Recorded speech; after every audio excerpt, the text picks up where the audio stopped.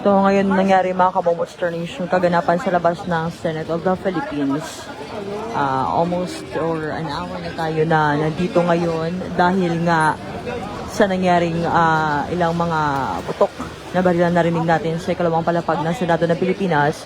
Pinalabas na rin halos lahat ng media na mga nasa loob.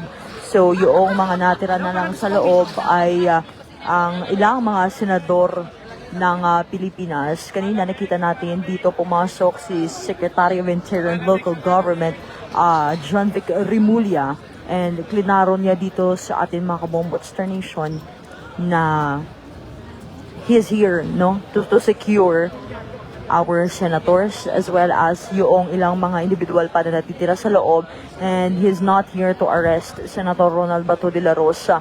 We questioned him as well kung saan nanggaling yung mga paputok na yun, and he is figuring out as well kung saan nanggaling yun, and hinahanap pa who yung perpetrator sa nasabing pagpapaputok dito sa Senado ng Pilipinas. And right now, still, naka-lockdown pa rin dito yung Senado.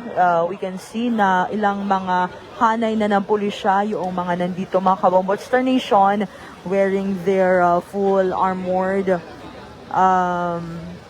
na mga kasuotan, and naka-bulletproof din sila dito, mga kabombot na vest. And ngayon, naka-antabay pa rin dito ang Bombo Radio Philippines sa labas ng Senado ng Pilipinas sa ano pang mga update, karagdagang updates dito mga kabomotsternation.